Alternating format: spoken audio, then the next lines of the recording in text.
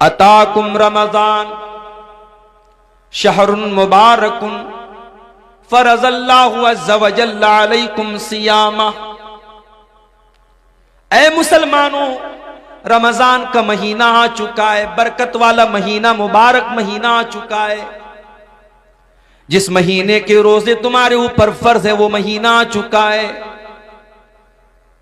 तुफ्तहु फी अब्वाबुस समा, इस महीने में आसमान के दरवाजे खोल दिए जाते हैं। व तुगलक़ु फीही अब्वाबुल जहीम, और जहन्नम के दरवाजे बंद कर दिए जाते हैं।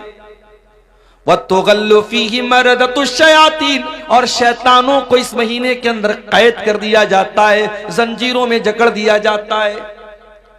लिल्लाहि फीही लैलतुन हिया खैरुम मिन अल्फि शहर, अल्लाह की कसम इस महीने में एक रात ऐसी है जो 1000 महीने से अफजल है।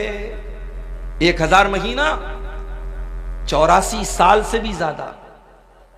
एक रात, इस महीने में एक रात, और रात किसको बोलते हैं? मगरिब बाद से लेकर के फजर तक का टाइम, यानी मैक्सिमम 12 घंटा, 12-13 घंटा।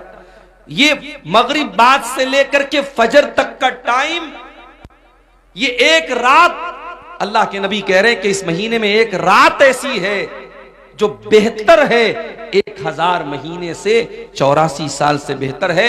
मन हुरिमा खैरहा फकद हुरिम, जो उस महीने, उस रात की भलाई से महरूम हो गया, जिसको शबे कद्र में नेकी करने का मौका नहीं मिला, शबे कद्र में तिलावत करने का मौका नहीं मिला, जो शबे कद्र में रात में तहज्जुद नहीं पढ़ सका, उससे बड़ा महरूम, उससे बड़ा बदनसीब कोई नहीं। इसीलिए हम जब रमजान का महीना, जब इसका नाम भी हम लेते तो क्या बोलते हैं? रमजानुल मुबारक, बरकत वाला। इसीलिए सहाबे किराम क्या करते थे, ताबईन क्या करते थे? वो रमजान का इंतजार किया करते थे और अल्लाह से दुआ किया करते थे, अल्लाहुम्मा बल्लिगना रमजान, आय अल्लाह तू रमजान तक हमको पहुंचा दे, आय अल्लाह इतनी जिंदगी दे दे, इतनी सांसें दे दे कि रमजान का महीना हमको मिल जाए। और रमजान में सारी मेहनत करते थे, अमल करते थे, और जब रमजान गुजर जाता था तो दुआ करते थे, अल्लाहुम्मा तक़ब्बल मिन्ना रमजान, आय अल्लाह हमने रमजान में जो तरावी की नमाज पढ़ी, जो रोजा रखा, जो तिलावत की, जो इत्तिकाफ किया, जो भी हमने नेकी की, आय अल्लाह तू हमारी नेकी को कबूल कर ले। 6 महीना इंतजार करते थे रमजान का, और 6 महीना रमजान में जो इबादत करते थे उसकी कबूलियत की दुआएं किया करते थे। कौन? सहाबा, ताबईन और इस उम्मत के असलाफ। मेरे प्यारे साथियों, हम वो खुशनसीब लोग हैं, हमें रमजान का महीना। अगर हमारे दिमाग में एक्साइटमेंट नहीं है, रमजान को लेकर के हमारे दिमाग में कोई तैयारी नहीं है, तो ये खतरे की घंटी है। हमें ये समझ लेना चाहिए कि हमारा ईमान बहुत कमजोर है। इसीलिए अल्लाह ताला कुरान में मुनाफिकों के बारे में कहता है, वलौ अरादुल खुरूज लअअद्दू लहू उद्दतन, ये मुनाफिक लोग जो बहाना करते हैं कि हमारे पास जाने का सामान नहीं था, हमारे पास तैयारी होती तो हम भी जंग के मैदान में जाते, हम भी जंगे तबूक में शामिल होते। ऐ नबी, ये मुनाफिक लोग झूठ बोल रहे हैं। वलौ अरादुल खुरूज लअअद्दू लहू उद्दतन, अगर वाकई में इन मुनाफिकों ने तैयारी, अगर इनको जाने का इरादा होता तो इन्होंने तैयारी की होती। वलाकिन करिहल्लाहु बिआतहुम फतब्बतहुम, लेकिन अल्लाह ताला को मंजूर यही था, ये काहिल लोग हैं, ये कामचोर लोग हैं, ये सुस्त लोग हैं। अल्लाह ताला को मंजूर ही नहीं था कि ये आपके साथ जंग के मैदान में जाएं, इसलिए अल्लाह ताला ने इनको बिठा दिया। वक़ील क़ुदू माल क़ौमिल क़ाइदीन, अल्लाह ने इनसे कह दिया कि जाओ, जो बैठ गए तुम भी उनके साथ बैठ जाओ, तुम्हें मोमिनों के साथ जाना नसीब नहीं होगा। इसलिए मेरे प्यारे साथियों, रमजान के महीने को लेकर के अगर दिल में तैयारी नहीं है तो हमारे और आपके लिए बहुत खतरे की घड़ी है। रमजान का महीना वो महीना है, नबी अकरम मिंबर पे चढ़ते, अबू हुरैरा रज़ियल्लाहु ताला अन्हु हदीस के रावी हैं, आप मिंबर पे चढ़ते और 3 मरतबा फरमाते आमीन आमीन आमीन। साहबा कहते हैं, अल्लाह के नबी क्या बात है, आप आमीन क्यों बोल रहे हैं 3 बार?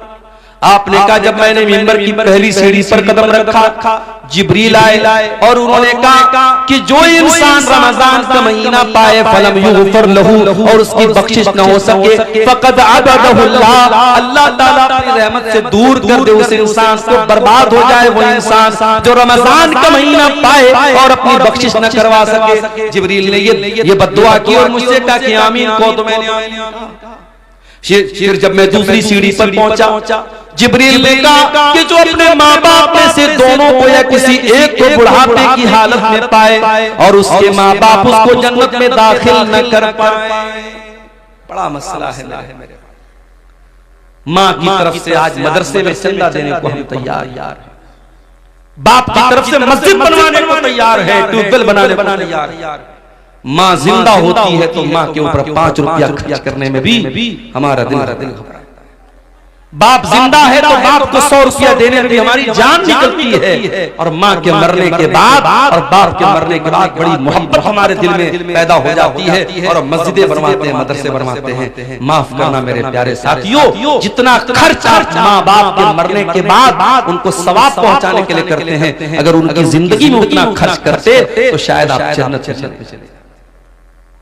माँ बाप की कदर करो मेरे भाइयों, उनकी जिंदगी में उनको रुलाना, उनकी आंखों में आंसू लाना और मरने के बाद उनकी तरफ से बड़े बड़े चंदे देना और उनके बैठ के दुआएं करना, उनकी कब्र पे जाके रोना, ये ढकोसलेबाजी और कुछ नहीं है। माफ कीजिएगा, माँ बाप की जिंदगी में जिसको बुढ़ापे में माँ बाप मिले और माँ बाप उसको जन्नत में दाखिल न कर पाए, अल्लाह के नबी कहते जिब्रील ने कहा अब अल्लाह ताला ऐसे इंसान को अपनी रहमतों से दूर कर दे। जिब्रील ने बद्दुआ की और मैंने कहा आमीन। उसके बाद जब मिंबर की तीसरी सीढ़ी पर मैं चढ़ा तो जिब्रील ने कहा वो इंसान जिसके सामने ऐ नबी आपका नाम लिया जाए, जिसके सामने मोहम्मद कहा जाए सल्लल्लाहु अलैहि वसल्लम, और वो आपका नाम सुनने के बाद आपके ऊपर दरूद न पड़े, सल्लल्लाहु अलैहि वसल्लम न पड़े, उस इंसान के ऊपर भी अल्लाह की लानत बरसे, उस इंसान को भी अल्लाह अपनी रहमत से दूर कर दे। जिब्रील ने ये बद्दुआ की और मैंने आमीन कहा। ये 3 बद्दुआएं थी जो फरिश्तों के सरदार ने बद्दुआ की थी और नबी ने आमीन कही थी। मेरे प्यारे साथियों, कितना बड़ा बदनसीब है वो इंसान जिसकी जिंदगी में रमजान का महीना आए और वो अल्लाह ताला के यहाँ अपनी बख्शिश न कर।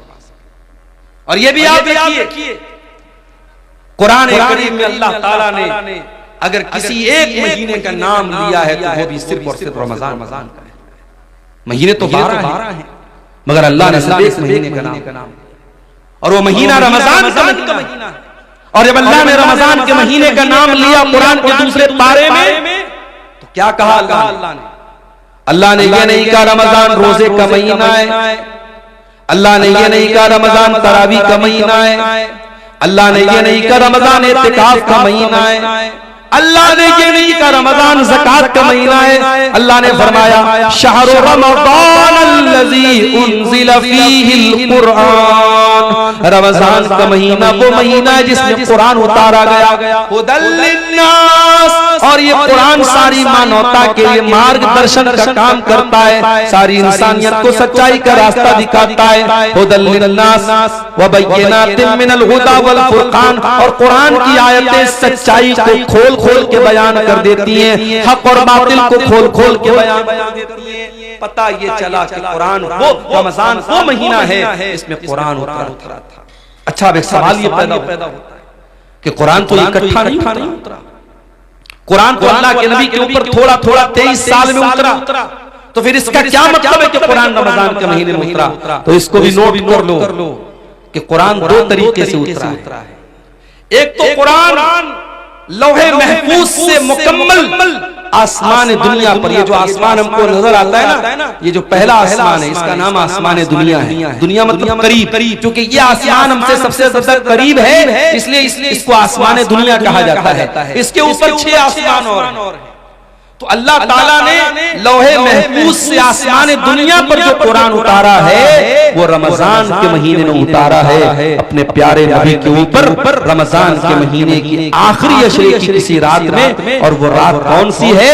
ये वही रात है इसको लैलतुल क़द्र कहा गया, और जिसके बारे में अल्लाह ने कुरान की सूरत नाजिल की, इन्ना अंज़लनाहु फी लैलतिल क़द्र वमा अदराका मा लैलतुल क़द्र लैलतुल क़द्र खैरुम मिन अल्फि शहर। ऐ मेरे नबी, इस कुरान को हमने लैलतुल क़द्र में उतारा है, और आप क्या जाने के लैलतुल क़द्र क्या है? लैलतुल क़द्र खैरुम मिन अल्फि शहर। लैलतुल क़द्र तो 1000 महीने से बेहतर है। तो एक तो कुरान अल्लाह ताला के यहाँ से आसमान पर उतरा, फिर वहां से थोड़ा थोड़ा करके हमारे नबी के ऊपर उतरा है। इसलिए अल्लाह कह रहा है कि रमजान का महीना वो महीना है इसमें कुरान उतारा गया है। और आज अफसोस की बात है, हमारा वो नौजवान जो 24 घंटे में हजारों बार मोबाइल खोलता है कि व्हाट्सएप पर किसका मैसेज आया, इंस्टा पर किसका मैसेज आया, फेसबुक की पोस्ट को कितने लोगों ने लाइक कर लिया, और इंस्टाग्राम के फोटो को कितने लोगों ने लाइक कर लिया, व्हाट्सएप के स्टेटस को कितने लोगों ने देख लिया। एक एक मैसेज को पढ़ता है, एक एक लाइक को देखता है। लोगों के लाइक की इतनी परवाह करने वाला इंसान, शायद इतनी मर्तबा तूने कुरान को पढ़ा होता तो अल्लाह तुझे लाइक कर देता। अगर तूने कुरान से इतना ताल्लुक जोड़ा होता तो अल्लाह की नजर में तू पसंदीदा हो जाता। मेरे प्यारे साथियों, आप जिससे मोहब्बत करते हैं उसके मैसेज का इंतजार करते हैं।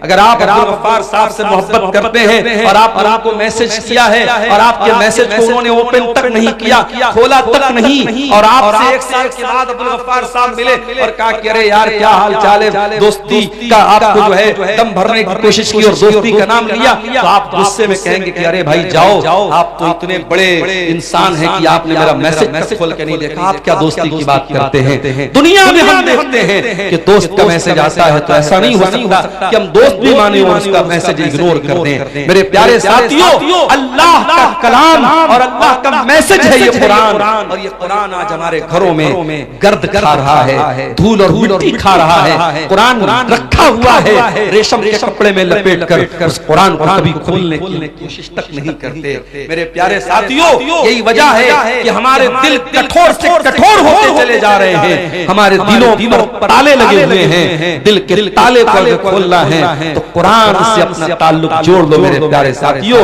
कुरान कहता फला यतदब्बरूनल कुरान माला कुलूबिन अक़फालुहा, तुम कुरान के ऊपर गौर क्यों नहीं करते? कहीं ऐसा तो नहीं तुम्हारे दिलों के ऊपर ताले लगे होंगे, कहीं ऐसा तो नहीं कि तुम्हारे दिल लॉक हो चुके, तुम्हारे दिल का पासवर्ड कुरान है, तुम्हारे दिल का पैटर्न कोड कुरान है, तुम्हारे दिल के लॉक को अनलॉक करने का तरीका कुरान के अंदर गौर करना है। जब तुम कुरान के ऊपर गौर करोगे तो तुम्हारे दिल का लॉक खुल जाएगा। हमारे दिल की क्या हैसियत है? कुरान तो वो किताब है, अल्लाह कहता है लौ अंज़लना हाज़ल कुरान अला जबलिन, इस कुरान को हमने किसी पहाड़ के ऊपर भी उतारा होता लरअयतहु खाशिअम मुतसद्दिया, तो तुम देखते कि पहाड़ भी अल्लाह के खौफ से रेजा रेजा हो जाता। तरावी पढ़ाने वाले को कितना पैसा देते? बात जगह पर तो मसला लोग पूछते हैं, मौलवी साहब तरावी पढ़ाने वाले को पैसा देना जायज है? अच्छा, मतलब तुम ये पूछ रहे हो कि तरावी पढ़ाने वाले को पैसा देना जायज है? वो बेचारा पूरे महीने खड़ा होकर के तरावी की नमाज में कुरान पढ़ा रहा और तुम उसको चंद पैसे देते हो तो मसला पूछ रहे हो कि पैसा देना जायज है? शर्म आनी चाहिए और चुल्लू बरपानी में डूब मरना चाहिए। फ्री है, झाड़ू लगाने वाला भी आपके मोहल्ले में आता है तो उसकी तनख्वाह लेता है। ऐ मुसलमान, तूने सबसे हकीर समझा है तो कुरान को समझा है। कुरान पढ़ने पढ़ाने वाले का उसने पैसा मांग लिया तो जान निकलती है।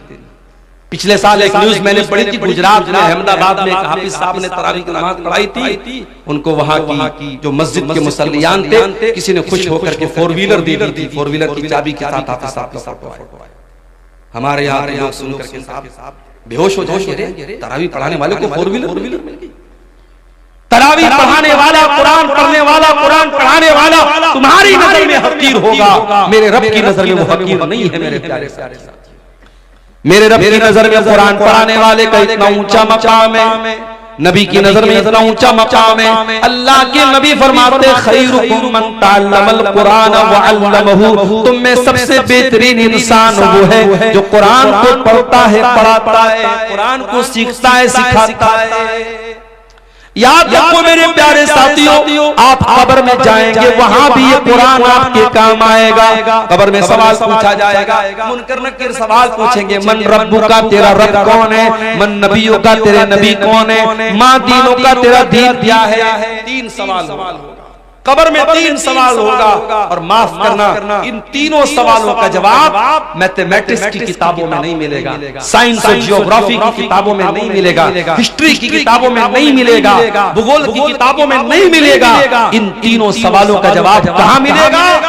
जब मोमिन सही जवाब देगा, मेरा रब अल्लाह है, मेरे नबी मोहम्मद सल्लल्लाहु अलैहि वसल्लम है, मेरा दीन इस्लाम है, तो फरिश्ता पूछेगा वमा युद्रीका, तुझे इन तीनों सवालों का जवाब कैसे पता चला? तो बंदा कहेगा क़राअतु किताब अल्लाहि फ़आमनतु बिही वसद्दक़तु, मैंने कुरान को पढ़ा था, मैं कुरान पर ईमान लाया था, मैंने कुरान को सच माना था, कुरान के जरिए मुझे इन तीनों सवालों का जवाब मिला है। मेरे प्यारे साथियों, ये कुरान कब्र में भी आपके काम आएगा। औलाद के लिए, औलाद के लिए मेहनत करने वालों, अपनी औलाद को सुख देने के लिए हराम की जायदाद पर कब्जा करने वालों, दूसरों की जमीन हड़पने वालों, सूद और ब्याज का पैसा अपने घर में ला करके अपनी औलाद को पालने वालों, तुम भी कान खोल करके सुन लो, कयामत के दिन ये औलाद भी तुम्हारे काम नहीं आएगी, औलाद भी काम नहीं आएगी। कुरान कहता है यौम यफ़िरुल मर्उ मिन अख़ीहि व उम्मिही व अबीही व साहिबतिही व बनी, कयामत के दिन इंसान अपनी माँ को देख करके भागेगा, अपने बाप को देख करके भागेगा, अपनी बीवी को छोड़ करके भागेगा, अपने भाई को छोड़ करके भागेगा, अपनी बीवी बच्चों को छोड़ करके भागेगा, अपनी औलाद को छोड़ करके भागेगा। क्यों भागेगा? लिकुल्लि इम्रिइन मिनहुम यौमइज़िन शानुन युग़नी, इसलिए कि कयामत के दिन किसी के पास इतनी फुर्सत नहीं होगी कि वो दूसरे का हाल चाल ले। कयामत के दिन तो नफ्सी नफ्सी का आलम होगा, हर इंसान को अपनी पड़ी होगी, वह औलाद भी आपके काम नहीं आएगी। लेकिन एक चीज कयामत के दिन भी काम आएगी। कौन सी चीज? अल्लाह के नबी फरमाते हैं इक़राउल कुरान, ओ लोगों कुरान पढ़ा करो, फ़इन्नहु याती यौमल क़ियामति शफ़ीउन लि अस्हाबिही, इसलिए कि कयामत के दिन कुरान आएगा, तुम्हारे हक में सिफारिश करेगा, कुरान तुम्हारे लिए लड़ेगा अल्लाह की बारगाह में, कहेगा अल्लाह जब दुनिया रात में सोया करती थी, तेरा ये बंदा रात में कुरान पढ़ा करता था, जब दुनिया दिन में काम और धंधे में लगी रहती थी, ये बंदा खाली टाइम में कुरान पढ़ा करता था, कुरान आपके लिए लड़ेगा, कुरान आपके लिए हुज्जत बनेगा, दलील बनेगा क़यामत के दिन। रमजान का महीना कुरान का महीना है, कोशिश करो।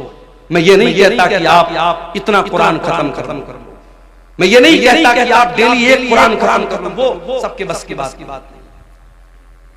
उलमा ने ये भी लिखा है 3 दिन से कम टाइम में कुरान खत्म करना मना है, मगर रमजान का महीना या और कोई ऐसा टाइम जिसमें ज्यादा नेकी करने का हुक्म दिया गया है, उसमें आपको मना नहीं है। उसमें आप अगर चाहे तो रमजान में डेली आप कुरान कर सकते, बल्कि बाज़ उलमा बाज़ अइम्मा से साबित है कि वो रमजान में डेली कुरान करते हैं।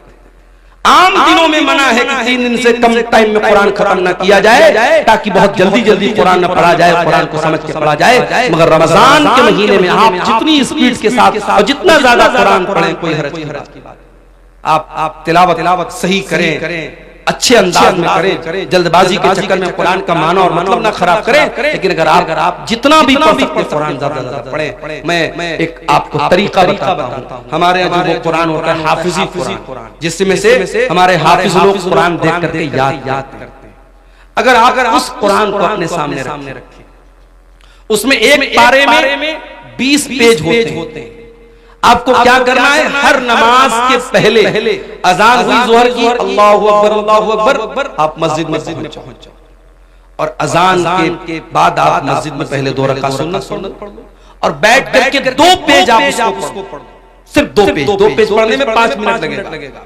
हाफिजी कुरान की बात कर रहा हूँ, जो 16 लाइन का 15 लाइन का आता है, आयत पर शुरू होता है, आयत पर खत्म, उस कुरान की बात कर रहा हूं। 2 पेज आपने पढ़ दिया नमाज के पहले। अब जोहर की नमाज आपने पढ़ी, जोहर की नमाज के बाद सुन्नत आपने पढ़ लिया, 2 रकात या 4 रकात जितनी भी अल्लाह ने आपको तौफीक दी। उसके बाद आप बैठे हैं मस्जिद में, अब फिर कुरान खोलिए, 2 पेज और पढ़ लीजिए। 2 पेज नमाज के पहले, 2 पेज नमाज के बाद, 4 पेज हो गए। ऐसा ही आप 5 टाइम की नमाज में कर लीजिए। सिर्फ इतना कर लीजिए आप रमजान में कि हर नमाज के पहले 2 पेज पढ़ना है, हर नमाज के बाद 2 पेज पढ़ना। 5 टाइम की नमाज में आपके 20 पेज हो जाएंगे, एक पारा आपका आराम से डेली। आप कोई एक्स्ट्रा टाइम आपको नहीं निकालना पड़ा। 5 मिनट आपने नमाज के पहले निकाला, 5 मिनट नमाज के बाद निकाला। आप हर नमाज के बाद इस तरीके से भी करेंगे, एक्स्ट्रा टाइम नहीं भी निकालेंगे तो कम से कम एक कुरान को आप रमजान में खत्म कर लेंगे। ये एक मैं तरीका आपको बता रहा हूँ। रमजान कुरान का महीना है मेरे साथ, तवज्जो। और 2 तरीके की तिलावत करो रमजान। एक तिलावत तो ये वाली कर लो कि बस पढ़ना है, सिर्फ पढ़ोगे तो भी सवाब मिलेगा। और एक तिलावत और करो कि समझ करके पढ़ना है। अल्हम्दुलिल्लाहि रब्बिल आलमीन। अब ये आयत आपने पढ़ी, अब नीचे तर्जुमा पढ़ो। तमाम तारीफें अल्लाह के लिए हैं जो सारे जहान का रब है। फिर हो सके तो कोई तफसीर पढ़ लो, तफसीर इब्न कसीर आती है उर्दू में, वो देख लो।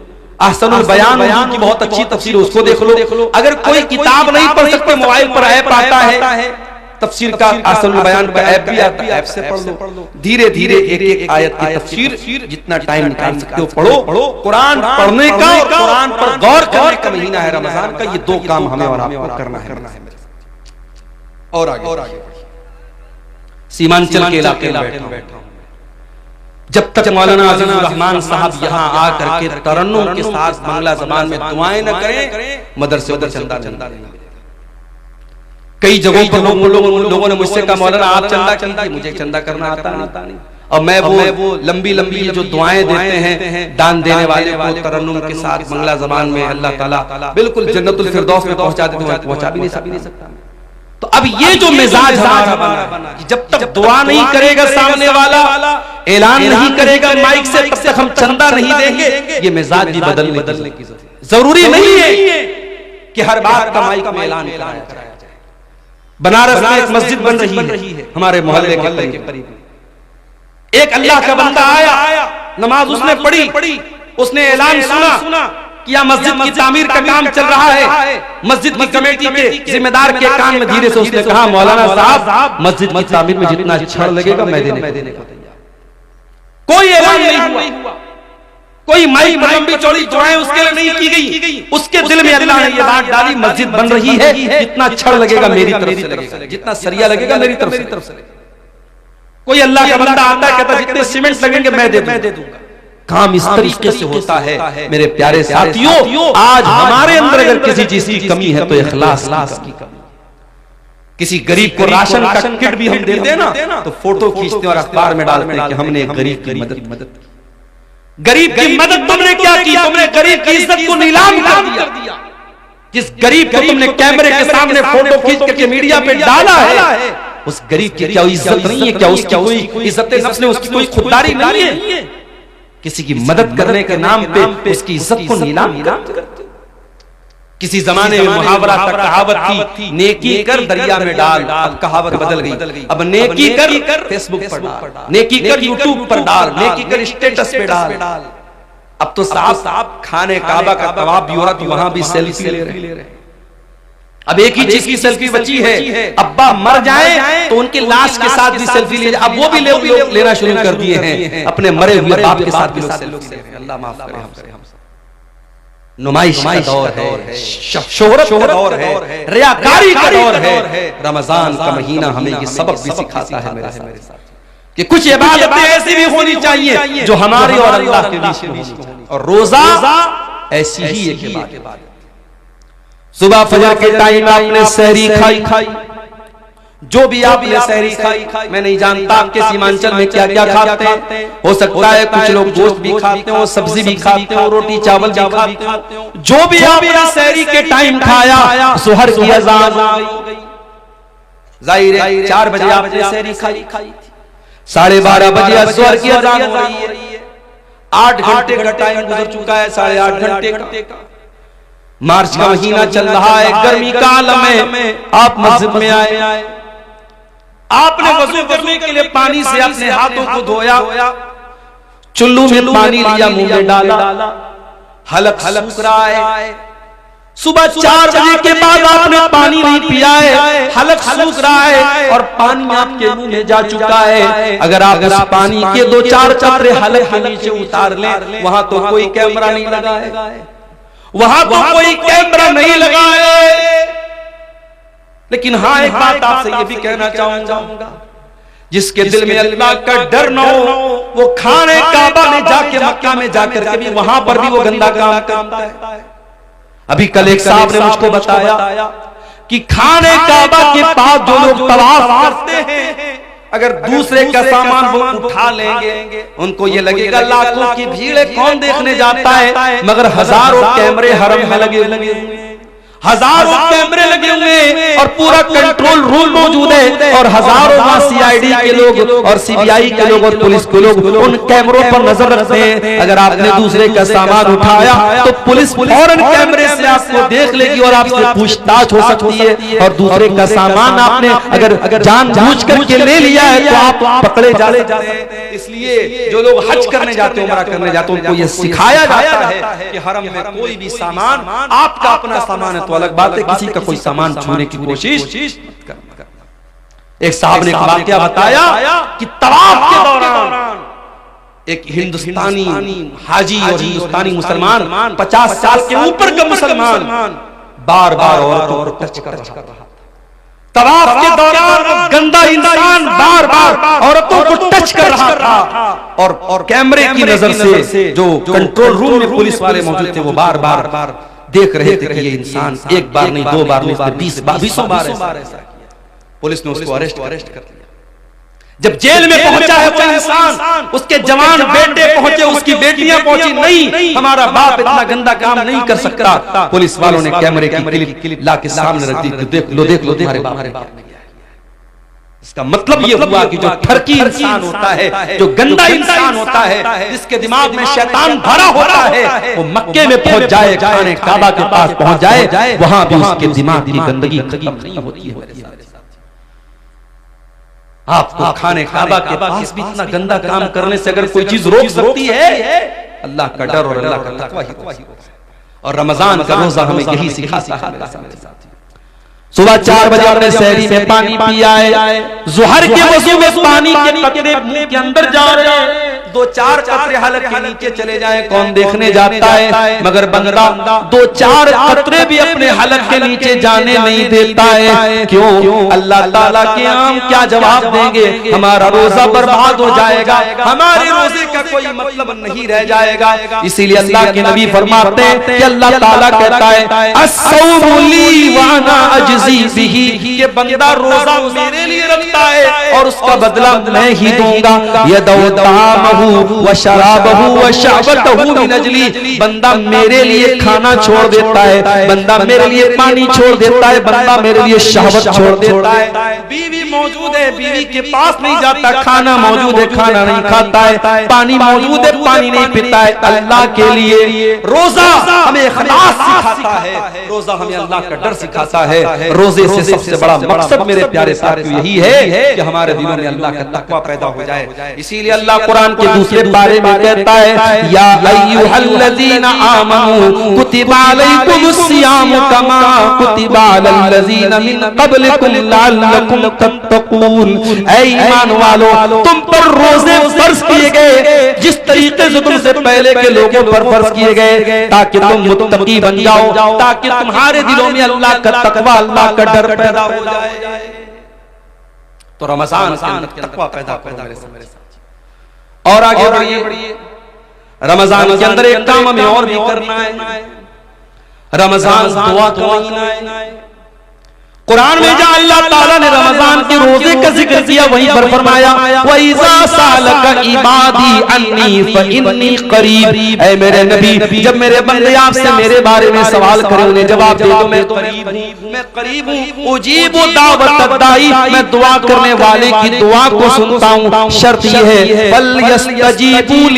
फलयस्तजीबू ली वलयुमिनू बी, कि बंदा मेरी बात माने और मेरे ऊपर ईमान रखे। रमजान दुआ का महीना है मेरे साथियों, जब आप भूखे प्यासे रह करके अल्लाह की बारगाह में हाथ फैलाते हैं, अल्लाह की दुआ को रायगा नहीं करता, अल्लाह की दुआ को लौटा।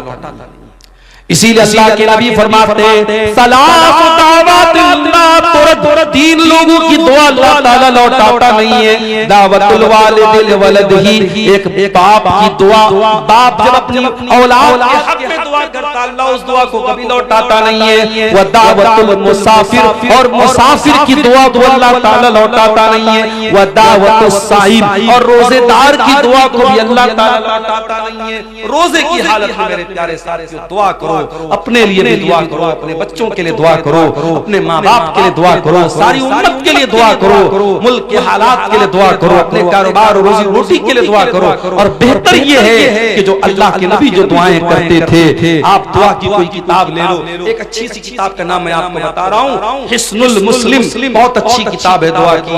आप ऑनलाइन भी इसको अपने मोबाइल के प्ले स्टोर में जाकर इसको डाउनलोड कर सकते हैं। उसमें छोटी छोटी दुआएं हैं, आप देख के उनको पढ़ लीजिए या याद करके पढ़ लीजिए। दुआओं को रोजे की हालत में खूब कीजिए। रमजान दुआ का महीना है मेरे प्यारे साथी। रमजान सब्र बर्दाश्त का भी महीना है।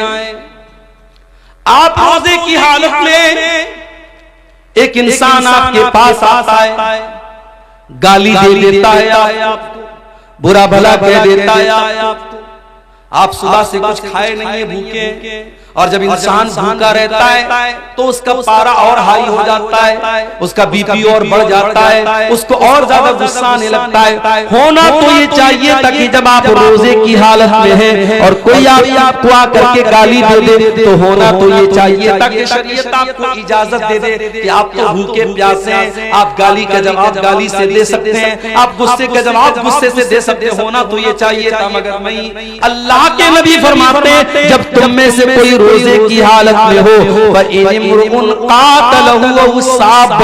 अगर कोई गाली गलोच करे, अगर कोई लड़ाई करे तो गाली के जवाब में गाली न दे, लड़ाई के जवाब में लड़ाई न करे, बल्कि साफ साफ कह दे मैं रोजे की हालत में हूँ, मैं रोजे की हालत में लड़ नहीं सकता। ओ लोगों जो रोजे की हालत में गाली गलोच करते हो, ओ लोगों जो रोजे की हालत में लोगों से लड़ाई झगड़े करते हो, खबरदार खबरदार, तुमने रोजे का मतलब ही नहीं समझा। रोजा सिर्फ खाने से रुकने का नाम नहीं, पानी से रुकने का नाम नहीं। अल्लाह के नबी फरमाते हैं मल्लम यदा कौल ज़ूर वल अमल बिही, जो झूठी बात को अपनी जबान से निकालता है और झूठी बात पर अमल करता है, फलैसा लिल्लाहि हाजतुन, तो अल्लाह को कोई जरूरत नहीं कि अपना खाना छोड़ दे, पानी छोड़ दे।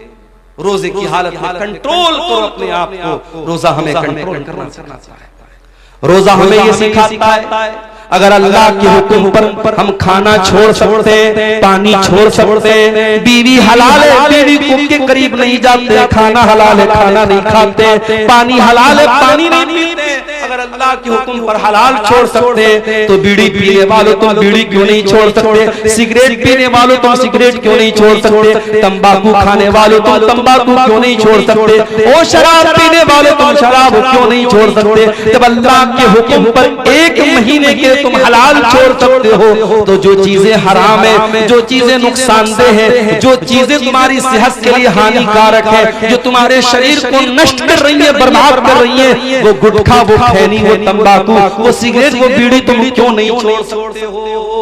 रोजा हराम को छुड़वा रहा है, हराम को छोड़ने की प्रैक्टिस करवा रहा है। रमजान का ये महीना हमें एक सबक और दे रहा है। कभी आपने गौर किया ज़कात हम रमजान ही में क्यों निकालते हैं? सारे मदरसे वाले अपने चंदा करने के लिए सफीरों को रमजान में ही क्यों भेजते?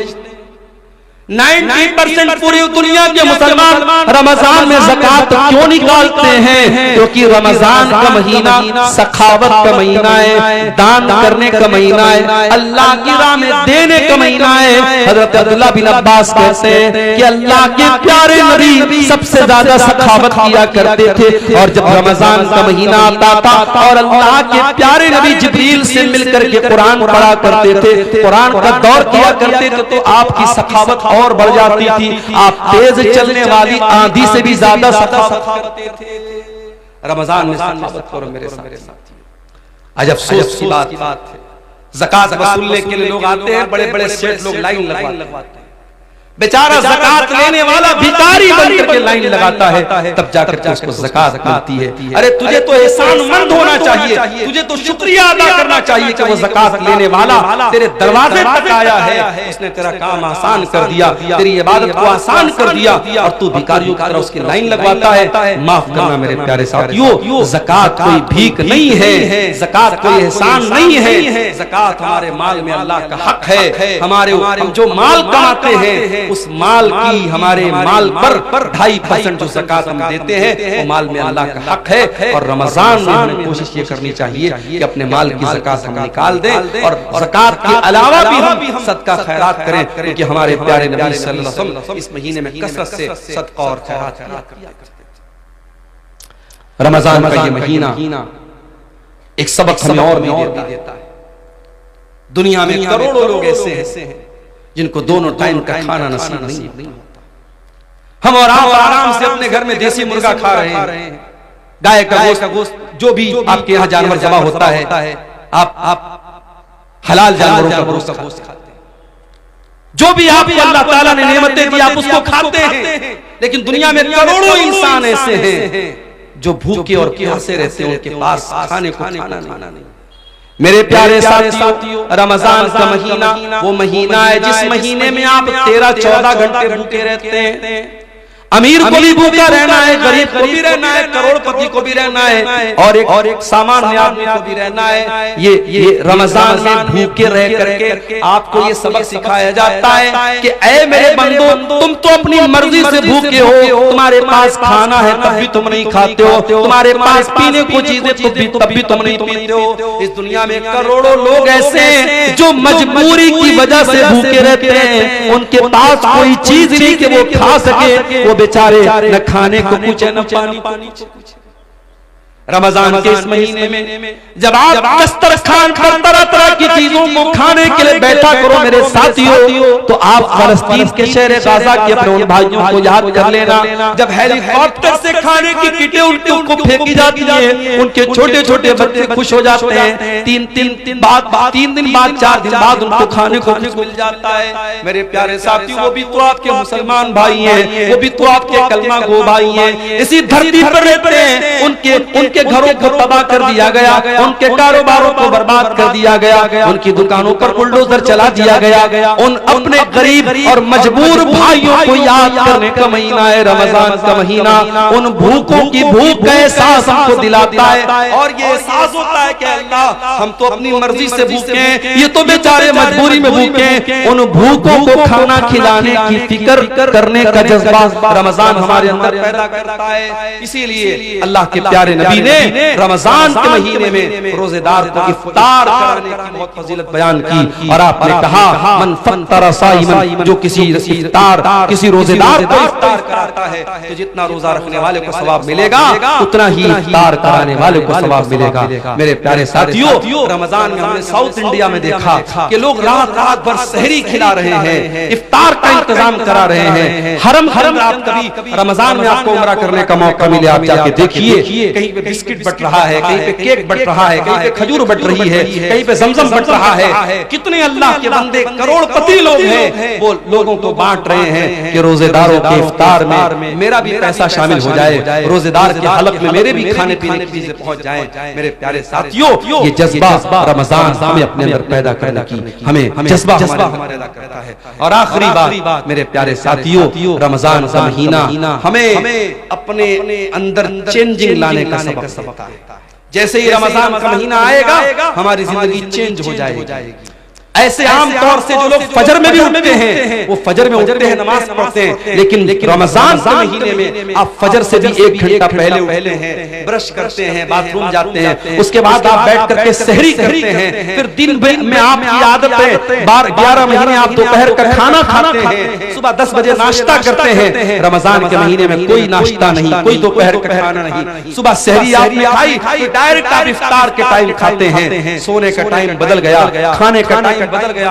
रमजान में 1 महीने के लिए जिंदगी बदल जाती है। सबक ये मिला कि अगर हम अपने आप को बदलना चाहें तो बहुत बहुत बदल सकते हैं। मेरे प्यारे साथियों, शायर कहता है, खुदा ने आज तक उस कौम की हालत नहीं बदली, न हो जिसको ख्याल खुद अपनी हालत के बदलने का। अगर कौम के हालात को बदलना है, अगर मिल्लत के हालात को बदलना है, तो रमजान का महीना एक सबक दे रहा है कि 1 महीने के लिए अगर अपने टाइम टेबल को हम बदल सकते हैं, तो हम कौम और मिल्लत के हालात को भी मेरे साथियों बदल सकते हैं।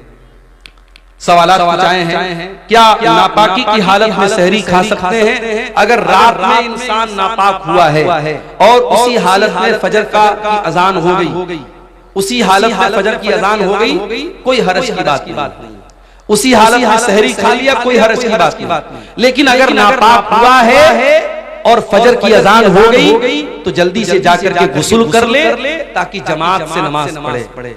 अगर कोई इंसान नापाकी की हालत में रह जाता है और जानबूझ करके फजर की नमाज छोड़ देता है और फिर सुबह सो करके उठता है 9 बजे 10 बजे और फिर नहा धो के नमाज पढ़ता है, तो ये गलत है और ये सही नहीं है। नमाज को टाइम पर पढ़ना है। आपका रोजा सही हो जाएगा अगर आप नापाकी की हालत में सहरी करते हैं, मगर जमात से नमाज फर्ज है, उसको इंसान को नहीं छोड़ना चाहिए। इसलिए अगर कोई जनाबत की हालत में है तो जल्दी से गुस्ल कर ले ताकि जमात से नमाज। क्या बिना सहरी खाए रोजा रख सकते हैं? बिना सहरी खाए नफिल रोजा तो रख ही सकते हैं। रमजान का रोजा भी रख सकते हैं, मगर एक शर्त है कि रात में आप ये नियत करके सोए हो कि हाँ मुझे कल सुबह रोजा रखना है।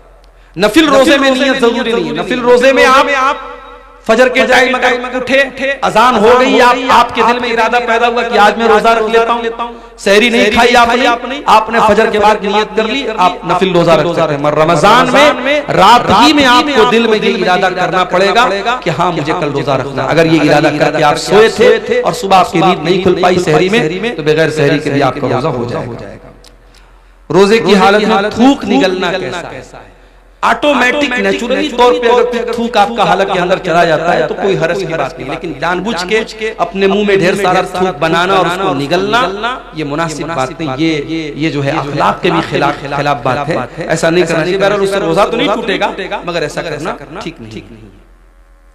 क्या रोजेदार रोजे की हालत में बीवी का बोसा ले सकते हैं?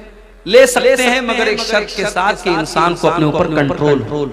पता लगा कि बीवी का बोसा लेने गया और नापाक हो गया तो मसला हो जाए, फिर वो एक रोजा ही नहीं जाएगा, उसको 60 रोजा रखना पड़ जाएगा या 60 मिस्किनों को खाना खिलाना पड़ जाएगा या लगातार 2 महीना उसको रोजा रखना पड़ेगा, तो बहुत भारी पड़ जाएगा। इसलिए जो इंसान अपने नफ्स पर कंट्रोल कर सकता है उसको इस बात की इजाजत दी जा सकती है, इससे रोजा नहीं टूटता। ठीक है। जो शख्स किसी बीमारी की हालत में रोजा न रख सके तो उसका क्या मसला होगा? अगर बीमारी ऐसी है कि आज बीमारी है कल ठीक हो जाए तो उसको तो कज़ा करना है, लेकिन बीमारी ऐसी है कि अब ठीक नहीं होगी, जैसे शुगर हो गया, टीबी हो गई, अब ये तो ठीक होना बहुत मुश्किल है। तो ऐसा इंसान जिसकी बीमारी लाइलाज है या अब उम्र के साथ रहेगी वो बीमारी, तो ऐसा इंसान अगर रोजा नहीं रख पा रहा है तो हर रोजे के बदले एक मिस्कीन को खाना खिलाएगा। एक मिस्कीन को 2 टाइम का खाना उसको खिलाना रहेगा। बेहतर ये कि खाना खिला दे या 2 टाइम के खाने का जो अनाज है वो अनाज दे दे। अगर अनाज देने में भी कोई प्रॉब्लम है तब बहुत मजबूरी की हालत में उसका पैसा दे सकता है, वरना शरीयत में इताम का लफ्ज़ आया, खाना खिलाने का लफ्ज़ आया है, तो खाना ही देना चाहिए या खाने की जगह अनाज देना चाहिए। रोजे की हालत में गुल या कोई नशावर चीजों का इस्तेमाल करना बिल्कुल गलत है। रोजा आप जब आप जायज चीजों को छोड़ रहे हैं तो भाई गुल क्यों नहीं छोड़ रहे हैं? कोई कह रहा है कि साहब हम गुल इसलिए करते हैं पेट साफ होता है, अरे भाई किसी और चीज से साफ कर लो, गुल से मत साफ करो। और गुल एक ऐसी चीज होती है कि कुछ ना कुछ उसका असर मुंह के अंदर महसूस होता है। तो रोजे की हालत बहुत, अगर आपकी मजबूरी है तो आप सुबह सहरी के पहले जो है यानी फजर के पहले आप कर लीजिए, वो भी उस सूरत में जब गुल के अंदर नशा ना हो। अगर गुल के अंदर किसी तरीके का नशा है तो रोजे के पहले या रोजे के बाद में या रोजे की हालत में किसी भी सूरत में वो सही नहीं। रोजे की हालत में अगर कोई शख्स अपनी बीवी से हम इस तरह करे तो वो क्या करे, जानबूझ करके अगर ऐसा करता है तो रोजे की का उसको कफारा देना पड़ेगा। कफारा क्या है? लगातार 60 दिन जो है वो रोजा रखे। अगर उसकी ताकत नहीं है तो 60 मिस्कीनों को खाना खिलाए। अगर कोई मुसलमान किसी गैर मुस्लिम को रूम किराए पे दे दी और उसमें मूर्ति रखकर मूर्ति पूजा कर, क्या ये सही है? अब जब आपने गैर मुस्लिम को दिया है तो आपको सोच समझ के देना चाहिए। आपने दिया है तो आप मना तो नहीं कर सकते। गैर मुस्लिम है तो अपनी तो पूजा करेगा। लेकिन बहरहाल आप अगर ये शर्त लगा दे कि भाई देखो ठीक है हम तुमको दुकान के लिए दे रहे हैं मगर इसमें पूजा पाठ मत करो, अगर ये शर्त लगा सकते हैं और सामने वाला इस शर्त पर अमल कर सकता है तो अच्छी बात है। लेकिन अगर ये शर्त लगाए बगैर आपने दिया है और वो कर रहा है तो आप कैसे रोक पाएंगे? इसलिए कुरान की आयत है कि बुराई के कामों में एक दूसरे की मदद मत करो। ये एक तरीके का शिर्क हो रहा है जो आपके घर में हो रहा है, तो आप शिर्क के कामों में सपोर्ट का सबब न बने, उससे बचने की कोशिश करें। क्या मदरसे में सदक़तुल फित्र देना चाहिए? कोई आलिम बोलते हैं कि दे और कोई बोलते न दे। अगर मदरसे में गरीब बच्चे हैं, गरीब बच्चों के ऊपर वो पैसा खर्च हो रहा है, उसका अलग हिसाब किताब है कि सदक़तुल फित्र का जो अनाज है वो उन्हीं गरीब बच्चों पर खर्च हो रहा है या वो रकम उन गरीब बच्चों पर खर्च हो रही है, तब तो दिया जा सकता है। लेकिन आम तौर से उसमें मुदर्रिसीन की तनख्वाह भी दी जा रही है, मदरसे की तामीर भी हो रही है, तो ऐसी सूरत में देना ठीक नहीं, क्योंकि सदक़तुल फित्र का पैसा मिस्कीन को देने का हुक्म है, हर जगह देने का हुक्म नहीं। जो आलिम खुद अमल नहीं करता और वो दूसरों को वाज़ नसीहत करता है तो क्या सही है? जाहिर है कि सही तो नहीं है। लिमा तक़ूलूना मा ला तफ़अलून, बात क्यों कहते हो जो तुम करते नहीं? क्या हलाल जानवर का खुशिया खा सकते हैं? जानवर जब हलाल है तो उसके बदन की तमाम चीजें हलाल है, कोई भी चीज मकरूह नहीं। इसीलिए हम जब रमजान का महीना, जब इसका नाम भी हम लेते तो क्या बोलते हैं? रमजानुल मुबारक, बरकत वाला महीना। इसके नाम के साथ हमने मुबारक जोड़ दिया, और ये मुबारक जो हमने जोड़ा है रमजान के साथ, ये हमने नहीं जोड़ा है, ये खुद अल्लाह के प्यारे नबी जनाब मोहम्मद रसूलुल्लाह सल्लल्लाहु अलैहि वसल्लम ने जोड़ा है। रमजान का महीना जब आता था, अल्लाह के प्यारे नबी वेलकम करते थे, इस्तकबाल करते थे, सहाबे किराम की खुशखबरी देते थे। रमजान का महीना आता था, अल्लाह के नबी अपने सहाबा के सामने खुतबा देते थे और कहते थे, अताकुम रमजान शहरुल मुबारक फरज़ल्लाहु अज़्ज़ा व जल्ला अलैकुम सियामा। ऐ मुसलमानों, रमजान का महीना आ चुका है, बरकत वाला महीना, मुबारक महीना आ चुका है। जिस महीने के रोजे तुम्हारे ऊपर फर्ज है वो महीना आ चुका है। तुफ़्तहु फी अब्वाबुस समा, इस महीने में आसमान के दरवाजे खोल दिए जाते हैं। व तुग़लक़ु फी अब्वाबुल जहीम, और जहन्नम के दरवाजे बंद कर दिए जाते हैं। व तुग़ल्लु फीहि मरदतुश शयातीन, और शैतानों को इस महीने के अंदर कैद कर दिया जाता है, जंजीरों में जकड़ दिया जाता है। लिल्लाहि फीहि लैलतुन हिया खैरुम मिन अल्फि शहर, अल्लाह की कसम इस महीने में एक रात ऐसी है जो 1000 महीने से अफजल है। 1000 महीना 84 साल से भी ज्यादा। एक रात, इस महीने में एक रात, रात किसको बोलते हैं? मगरिब बाद से लेकर के फजर तक का टाइम, यानी मैक्सिमम 12 घंटा, 12-13 घंटा।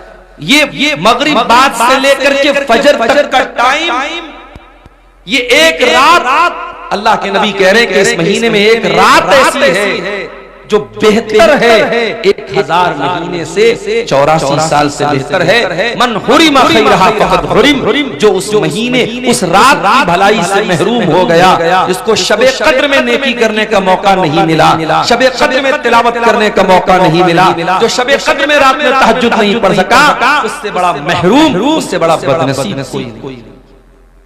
वो महीना बिल्कुल दस्तक दे रहा है। 2 दिन के बाद मेरे प्यारे साथियों वो महीना, मेरे प्यारे साथियों रमजान का महीना भी तो एक मेहमान बन के आ रहा है। ऐसा मेहमान बन के आ रहा है जो अल्लाह की रहमतें लेकर के आ रहा है। ये महीना हमारे और आपके गुनाहों की बख्शिश का जरिया बन करके आ रहा है। हम अगर चाहें तो इस महीने में अपने गुनाहों को बख्शवा सकते हैं। इस महीने में तरावीह की नमाज पढ़ करके हम अल्लाह ताला के मुकर्रब बन सकते हैं। इस महीने का रोजा रख करके अल्लाह से अपने गुनाहों को माफ करवा सकते हैं। इस महीने में कुरान की तिलावत करके अपने गुनाहों के बादलों को हम छांट सकते हैं, साफ कर सकते हैं। होना तो ये चाहिए था। इस महीने के लिए हमारे दिलों में एक एक्साइटमेंट पैदा होती, एक उत्सुकता होती और हम ज़हनी तौर पर इस महीने के इस्तकबाल के लिए तैयार होते। मगर क्या बात है, लोगों को फिक्र हो रही है कि साहब रमजान आएगा, क्या होगा, दोपहर का खाना कैसे खाएंगे हम। बाज़ लोग जब रमजान का जिक्र आता है ना तो क्या बोलते हैं, खा लो 2 दिन के बाद दोपहर का खाना नसीब नहीं होगा। यानी रमजान का नाम सुनते ही कुछ लोगों के दिल और दिमाग में मुसीबत आ जाती है कि यार बड़ी मुश्किल वाला महीना आ गया। 13 घंटे 14 घंटे भूखे रहना पड़ेगा। 1 घंटा 1.5 घंटा खड़े होकर तरावीह की नमाज पढ़नी पड़ेगी। सुबह 4 बजे उठ करके सहरी खाना पड़ेगा। औरतों को अलग फिक्र रहती है, हमको ये बनाना पड़ेगा, वो बनाना पड़ेगा।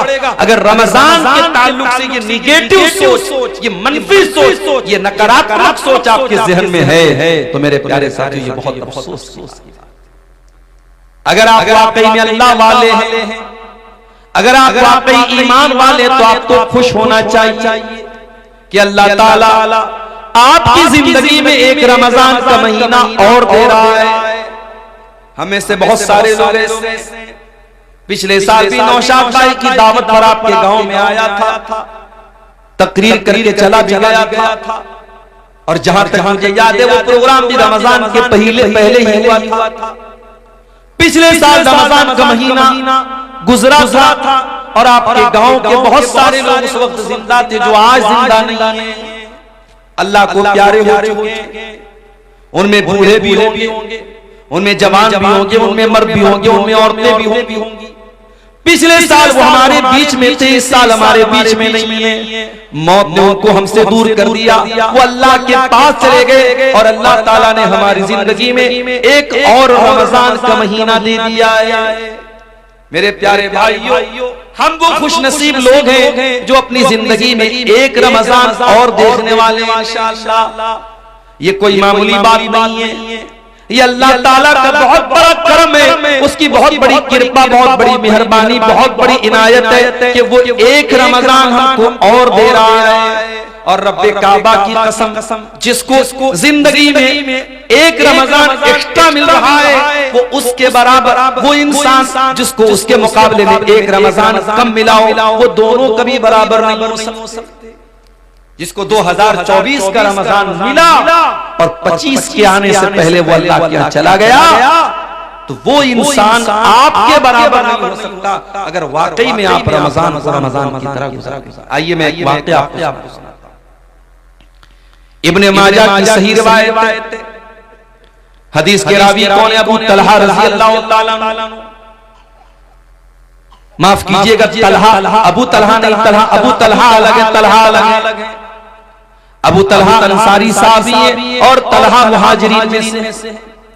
हजरत तलहा रज़ी अल्लाह ताला अन्हु फरमाते हैं, ये तलहा बिन उबैदुल्लाह कौन है? जो उन 10 सहाबा में से जिनको अल्लाह के नबी ने जन्नत की खुशखबरी सुनाई। मैं पूछूं अगर अपने नौजवानों से, अपनी बहनों से, जरा बताओ कि वो 10 सहाबा कौन है जिनको नबी ने नाम लेकर के जन्नती कहा था? तो हमारे बहुत सारे नौजवान हैं जो दाएं बाएं झांकने लगेंगे, नहीं मालूम।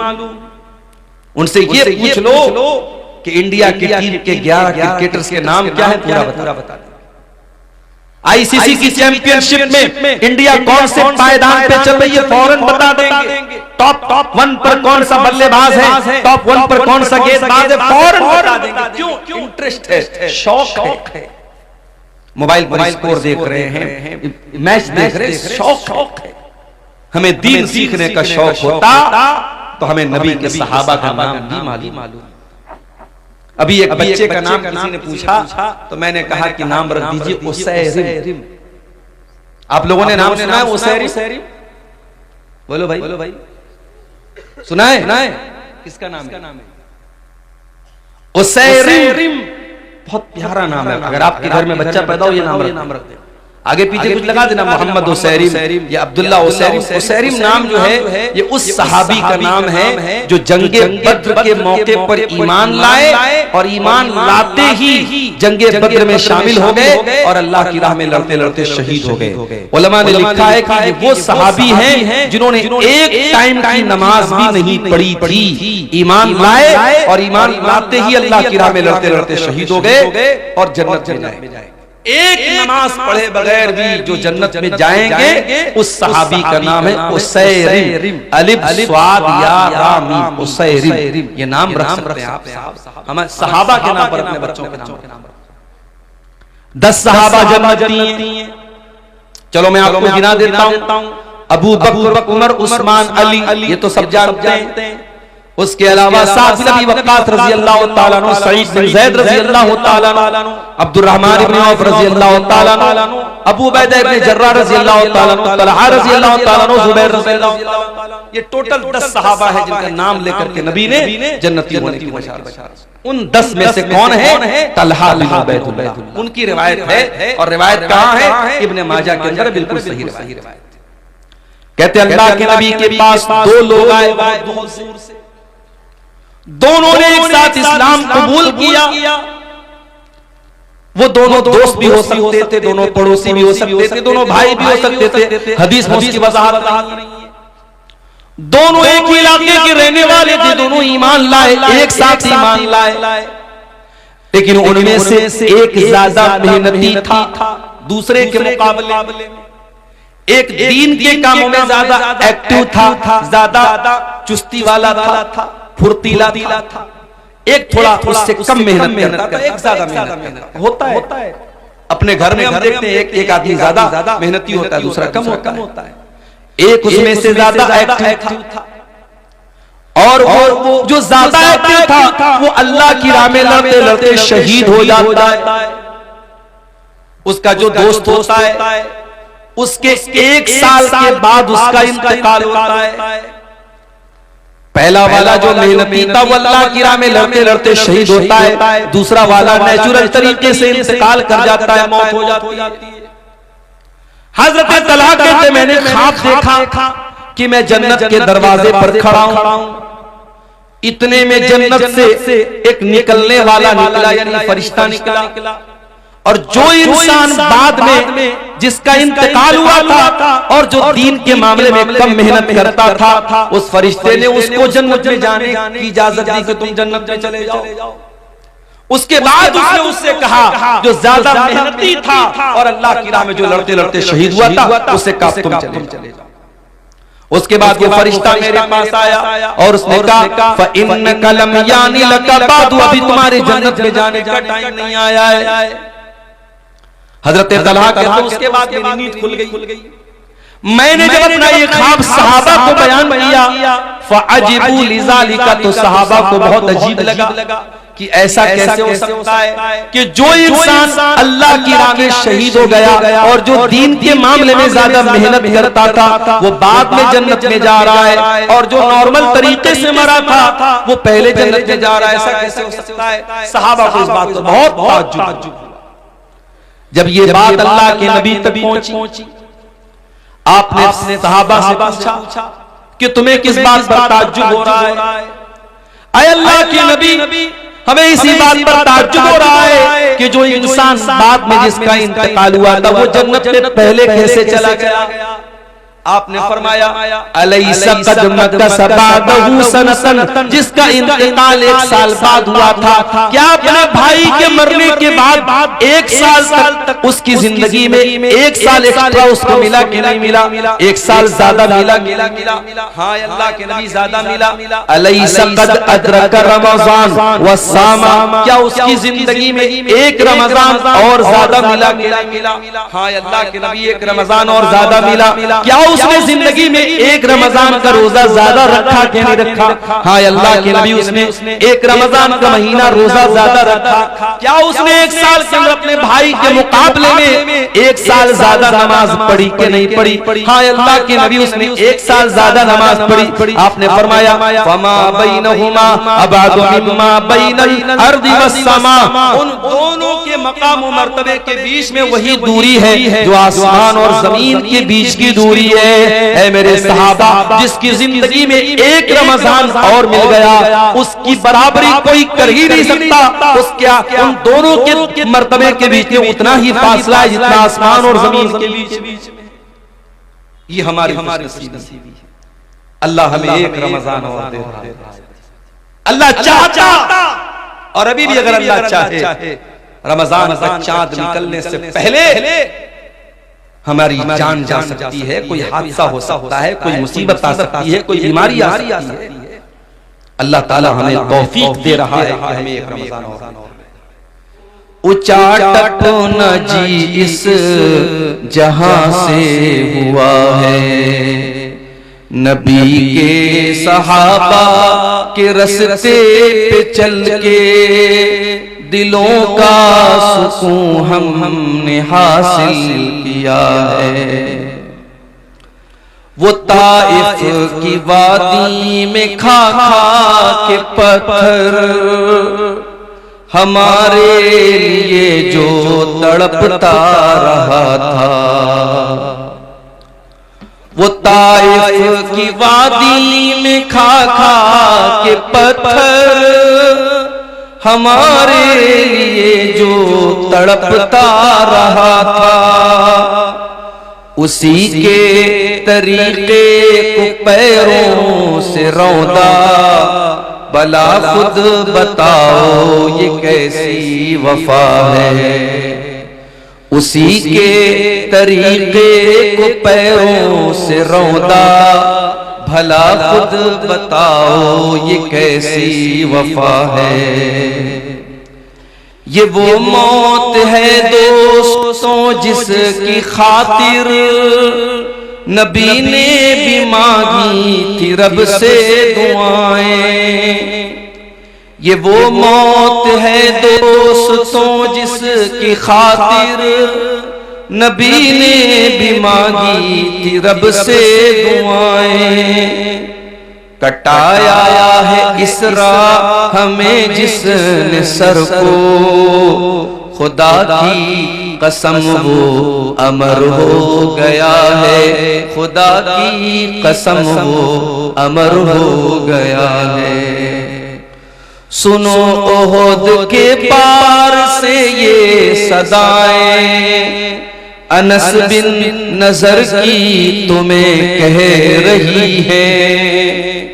सुनो ओहद के पार से ये सदाएं, अनस बिन नजर की तुम्हें कह रही है। जो अल्लाह की राह में जान लुटा दे, वही असल में आशिक़े मुस्तफा है। जो अल्लाह की राह में सर कटा दे, वही असल में आशिक़े मुस्तफा है।